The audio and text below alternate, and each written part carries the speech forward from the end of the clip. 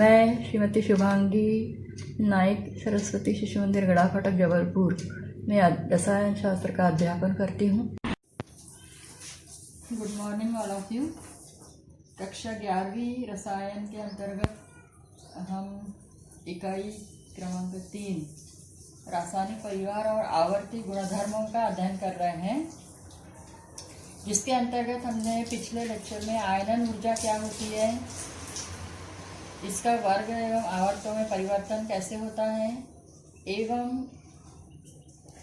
उस पर कौन से कारक प्रभाव डालते हैं, इसका अध्ययन किया था। और साथ साथ आपको कुछ प्रश्न भी दिए गए थे। तो आज हम पुनः एक बार उसको रिपीट करते हैं। आयनन ऊर्जा किसे कहते हैं, और उसके पश्चात एक और गुणधर्म का अध्ययन करना, इलेक्ट्रॉन बंधुता। तो क्या है आयनन ऊर्जा? आयनन ऊर्जा किसी स्वतंत्र परमाणु से के बाह्य कोश या संयोजकता कोश से इलेक्ट्रॉन को पृथक करने के लिए आवश्यक ऊर्जा के मान को आयनन ऊर्जा कहते हैं। हम देख चुके हैं। तो जब इलेक्ट्रॉन अलग हो जाता है तो वह जो परमाणु है धनावेशित आयन में बदलता है। तो धनावेशित आयन में बदलने के लिए आवश्यक ऊर्जा के मान को आयनन ऊर्जा कहते हैं। यहाँ एक परमाणु दर्शाया गया है, नाभिक है। पहले कोश में 2 इलेक्ट्रॉन, दूसरे में 8 और तीसरे में 1 इलेक्ट्रॉन। तो 1 इलेक्ट्रॉन अलग करना है हमको। ये जो परमाणु दर्शाया गया है उसमें प्रोटॉन भी नाभिक में 11 है और इलेक्ट्रॉन भी 11 है। लेकिन यदि बाहर के कोश का 1 इलेक्ट्रॉन अलग हो जाता है तो फिर यह कोश अलग हो जाएगा और यहाँ पर ये जो कोश बनेगा दूसरा बाहर का कोश बन जाएगा, जिसमें 8 इलेक्ट्रॉन हो जाएंगे और वो स्थायी हो जाएगा। इस प्रकार से किसी संयोजी कोश से इलेक्ट्रॉन को अलग करना है तो उसके लिए हमें ऊर्जा लगती है, जो आयनन ऊर्जा कहलाती है। हमने देखा है कि वर्ग आवर्त सारणी में जो ऊपर से नीचे खंड होते हैं उनको वर्ग कहते हैं। वर्गों में समूह में आयनन ऊर्जाएं घटती हैं। ऊपर से नीचे जैसे जैसे जाते हैं हम तो आयनन ऊर्जाएं घटती जाती है। कारण भले ही परमाणु क्रमांक बढ़ रहा हो, लेकिन उनमें कोशों की संख्या भी बढ़ती जाती है। जैसे जैसे कोशों की संख्या बढ़ती जाती है वैसे वैसे उस कोश में उपस्थित इलेक्ट्रॉनों का आकर्षण नाभिक से कम होता जाता है, घटता जाता है। और इस प्रकार से फिर उस कम आकर्षण वाले कोश में उपस्थित इलेक्ट्रॉन को अलग करने के लिए ऊर्जा का मान कम होने लगता है। तो वर्गों में प्रारंभिक तत्व से अंतिम तत्व तक आयनन ऊर्जा का मान घटता जाता है, किंतु आवर्तों में आयनन ऊर्जा का मान बढ़ता जाता है। क्या कारण कि आवर्तों में क्या होता है, परमाणु क्रमांक तो बढ़ता है लेकिन कोशों की संख्या नहीं बढ़ती। तो इसके कारण इलेक्ट्रॉन उसी कोश में प्रवेश करता जाता है। तो नाभिकों में प्रोटॉन भी बढ़ते जाते हैं, इलेक्ट्रॉन भी बढ़ते जाते हैं, आकर्षण बढ़ता जाता है और इसलिए उस प्रबल आकर्षण बल से इलेक्ट्रॉन को अलग करने के लिए अधिक ऊर्जा लगती है। तो आवर्तों में बाएं से दाएं जब हम जाते हैं तो आयनन ऊर्जा बढ़ती जाती है। इसका अध्ययन हम कर चुके हैं। इसके पश्चात आपको पिछले लेक्चर में कुछ प्रश्न दिए थे, उन प्रश्नों के उत्तरों को आपने तैयार किया होगा, फिर भी एक बार देखें। आपको पूछा था पोटेशियम 19 और सोडियम 11 में किसकी आयनन ऊर्जा अधिक होगी। तो जिसका परमाणु क्रमांक कम, ये वर्ग के तत्व है, पहले वर्ग के तत्व है, सोडियम ऊपर है, पोटेशियम नीचे। तो सोडियम का परमाणु आकार छोटा होगा, पोटेशियम का बड़ा होगा। और इस प्रकार से पोटेशियम और सोडियम की आयनन ऊर्जा की तुलना जब हम करेंगे तो सोडियम की आयनन ऊर्जा जो है वह कम, छोटा आकार होने के कारण बाहर का कोश का इलेक्ट्रॉन नाभिक से अधिक आकर्षित होने के कारण सोडियम का परमाणु छोटा होगा और इसलिए उसकी आयनन ऊर्जा भी अधिक होगी। ध्यान दें। इसके पश्चात कैल्शियम 20 में आपको पूछा था कि I1 और I2 में किसका मान अधिक होता है। तो कैल्शियम 20 जिसका परमाणु क्रमांक होता है, इलेक्ट्रॉनिक विन्यास क्या होगा, 2 8 8 2। बाहर के कोश में कितने इलेक्ट्रॉन हैं, 2। तो उस बाहर के कोश के 2 इलेक्ट्रॉन अलग करेंगे हम, एक एक करके अलग होते हैं। तो पहला इलेक्ट्रॉन अलग करेंगे तो कैल्शियम 1 धनावेशित आयन बनाएगा। कैल्शियम 20, कैल्शियम 1 धनावेशित आयन में 2 8 8 1 में परिवर्तित हो जाएगा, 1 इलेक्ट्रॉन अलग हो जाएगा। इसके लिए ऊर्जा I1 लगेगी। लेकिन जब कैल्शियम 1 पॉजिटिव आयन, क्योंकि अस्थायी होगा, क्योंकि वह दोनों इलेक्ट्रॉनों को त्यागना चाहेगा, तो कैल्शियम +1 आयन जब बनेगा तो उसमें प्रोटॉन तो 20 ही रहेंगे, लेकिन इलेक्ट्रॉन कितने हो जाएंगे? 19। उसमें आकर्षण ज़्यादा हो जाएगा, जिसके कारण उस प्रबल आकर्षण बल से हमें दूसरा इलेक्ट्रॉन अलग करने के लिए अधिक ऊर्जा लगेगी। इसलिए कैल्शियम 20 में I2 का मान I1 से अधिक होगा। तीसरा प्रश्न आपको दिया था, नाइट्रोजन 7 की आयनन ऊर्जा उच्च क्यों होती है? क्योंकि नाइट्रोजन 7 परमाणु क्रमांक जिसका है, जिसका इलेक्ट्रॉनिक विन्यास क्या होता है? 1s2 2s2 2px1 2py1 2pz1। तो ये जो p कक्षक है ना, इसमें आपको बताया था p उपकोष में उच्चतम 6 इलेक्ट्रॉन हो सकते हैं, या अर्धपूर्ण यदि है तो मतलब उसमें 3 इलेक्ट्रॉन है। तो 3 इलेक्ट्रॉन आ जाने के कारण नाइट्रोजन जो है, जिसका परमाणु क्रमांक 7 है, ये अधिक स्थायी होने के कारण उसकी आयनन ऊर्जा उच्च होती है। हमें पता है कि नाइट्रोजन N2 द्विपरमाणु कणों के रूप में पाया जाता है। प्रकृति में 78% पाया जाता है, बहुत अधिक प्रतिशतता है और स्थायी है। अधिक प्रतिशत उसी का होगा जो स्थायी गैस होगी, इसलिए नाइट्रोजन की आयनन ऊर्जा का मान उच्च होता है। फिर आपको चौथा प्रश्न पूछा था कि निष्क्रिय गैसों की आयनन ऊर्जा उच्च क्यों होती है? तो निष्क्रिय गैसों का सामान्य इलेक्ट्रॉनिक विन्यास NH2NP6 होता है, मतलब केवल हीलियम को छोड़कर, अपवाद हीलियम को छोड़कर बाकी सबका अष्टक पूरा होता है। ये N बाहर का कोश है, उसके S उपकोष में 2 इलेक्ट्रॉन, P में 6 होते हैं। तो इस प्रकार से 8 इलेक्ट्रॉन जहाँ हैं तो वो स्थायी हो गए हैं, इसीलिए उनको निष्क्रिय गैसें कहा जाता है। समूह क्रमांक 18 के तत्व है। अक्रिय गैसें भी उनको कहा जाता है। तो निष्क्रिय गैसों के बाहरी कोश में 8 इलेक्ट्रॉन रहने के कारण उनका स्थायी इलेक्ट्रॉनिक विन्यास हो जाता है, और स्थायी इलेक्ट्रॉनिक विन्यास हो जाने के बाद उन तत्वों की आयनन ऊर्जाओं के मान सर्वाधिक होते हैं। इसीलिए वह किसी से क्रिया नहीं करते। आयन नहीं बनाना है उनको, न धनावेशित आयन बनाना है, न इलेक्ट्रॉनों को त्यागना है, न ग्रहण करना है, वह स्थायी है, इसीलिए उनके आयनन ऊर्जा के मान उच्च होते हैं। और इसके बाद आपको जो 5वां प्रश्न दिया था उसका उत्तर आप उसी लेक्चर में देखें कि आपको पूछा था आयनन ऊर्जा किसे कहते हैं, उसे प्रभावित करने वाले कारकों को लिखिए, वर्गों में आवर्तों में उसका परिवर्तन स्पष्ट कीजिए। तो ये जो 5वां प्रश्न है, वह 5वां प्रश्न आपके सिलेबस में परीक्षा के अंतर्गत अधिकांश पूछा जाता है। अब ध्यान दें, अब आज हम अभी और एक आवर्ती गुण का अध्ययन करेंगे जिसको इलेक्ट्रॉन बंधुता कहते हैं। इन दोनों गुणधर्मों को, आयनन ऊर्जा एवं इलेक्ट्रॉन बंधुता जो है, उसको एक साथ देखना जरूरी है, क्योंकि दोनों में अंतर है, भेद है, और बहुत सूक्ष्म भेद है। जैसे हम कहते हैं आयनन ऊर्जा मतलब इलेक्ट्रॉन को अलग करने के लिए आवश्यक ऊर्जा होती है, क्योंकि उसको इस अतिरिक्त इलेक्ट्रॉन को अलग करना है ताकि जो अंदर का कोश है वह उसका बाहर का कोश हो जाए, इसलिए बाहर के कोश के इलेक्ट्रॉन को अलग कर देता है। तो इलेक्ट्रॉन अलग करने के लिए जहाँ ऊर्जा की आवश्यकता होती है, इलेक्ट्रॉन बंधुता शब्द से समझ में आता है। इलेक्ट्रॉनों से क्या होगा? ऐसे तत्व जिनका इलेक्ट्रॉनों से स्नेह होता है। बंधुता मतलब स्नेही। तो इलेक्ट्रॉनों को आकर्षित करते हैं ये ऐसे तत्व जो इलेक्ट्रॉनों को आकर्षित करेंगे।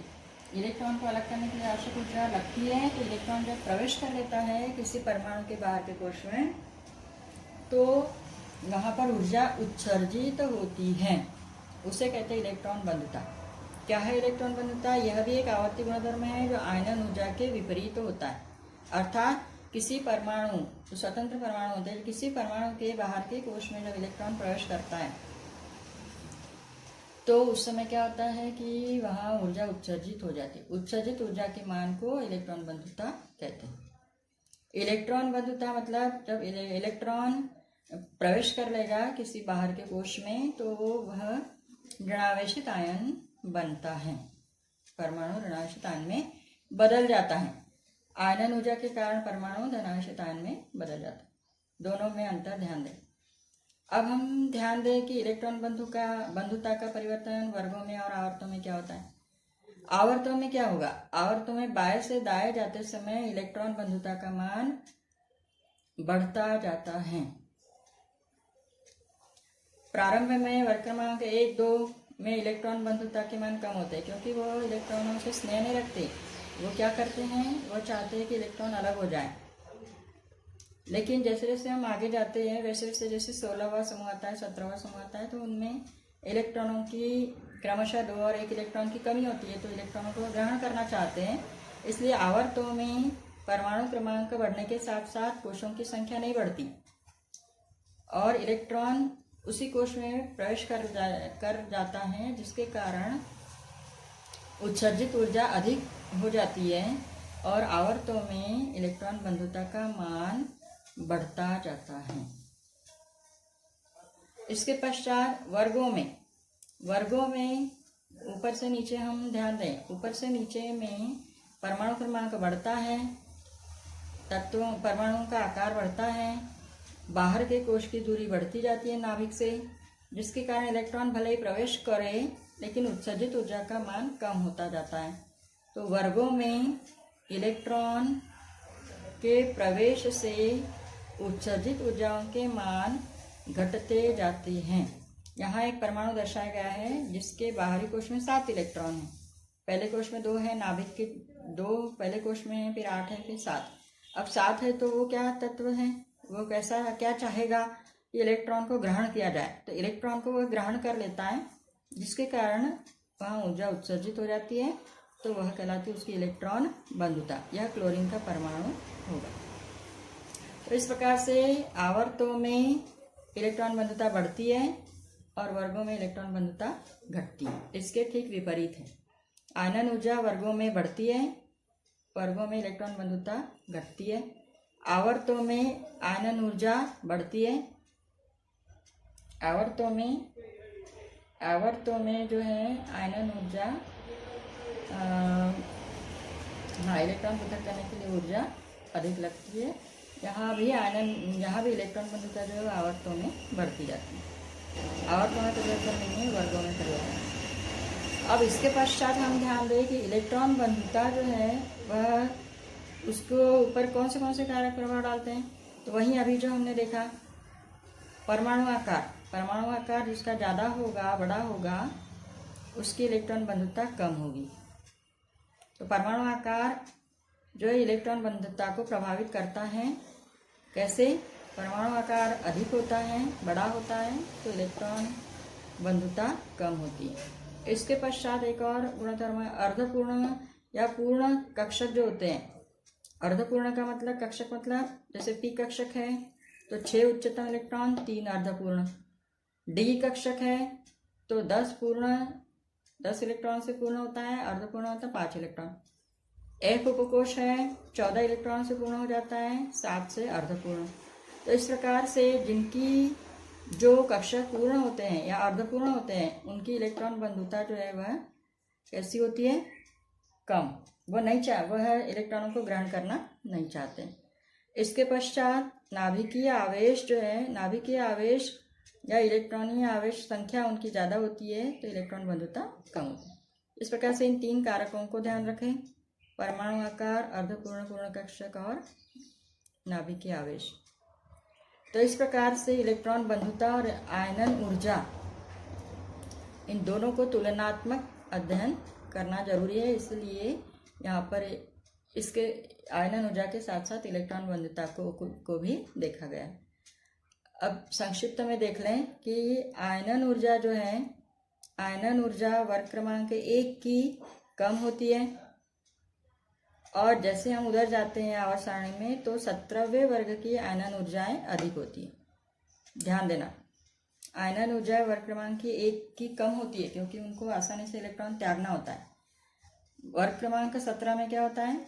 बाहरी कोश में 7 इलेक्ट्रॉन होते हैं, तो आसानी से इलेक्ट्रॉन ग्रहण करना चाहते हैं और उनमें वैसे भी 7 इलेक्ट्रॉन हैं तो उनको अलग करने के लिए बहुत ही ज़्यादा ऊर्जा लगेगी।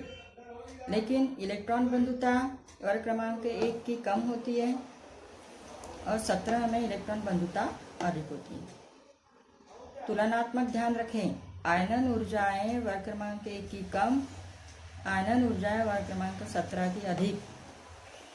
इलेक्ट्रॉन बंधुता वर्ग क्रमांक 1 की कम और इलेक्ट्रॉन बंधुता वर्ग क्रमांक 17 की अधिक होती है। आपको ध्यान दें कि सीधे सीधे प्रश्न नहीं पूछे जाते हैं। ये जो प्रश्न इस प्रकार से दिए गए थे वैसे ही यहाँ पर भी आपको प्रश्न पूछे जाएंगे कि वर्ग क्रमांक 1 में आयनन ऊर्जा का परिवर्तन स्पष्ट कीजिए। यह 17 वर्ग हैलोजन समूह होता है, ध्यान रखेंगे। तो हैलोजन समूह में इलेक्ट्रॉन बंधुता अधिक क्यों होती है? इलेक्ट्रॉन बंधुता अधिक क्यों होती है? वह एक इलेक्ट्रॉन को ग्रहण करके ऋणायनित आयन बनाते हैं। इसके लिए और एक शब्द आगे हम पढ़ेंगे, विद्युत ऋणात्मकता इनकी ज़्यादा क्यों होती है, ऐसा भी पूछा जाता है। विद्युत धनात्मकता मतलब धनावेशित आयन बनाने का गुण, विद्युत ऋणात्मकता मतलब ऋणावेशित आयन बनाने का गुणधर्म होता है। तो इस प्रकार से आज के इस भाग में हमने आयनन ऊर्जा और इलेक्ट्रॉन बंधुता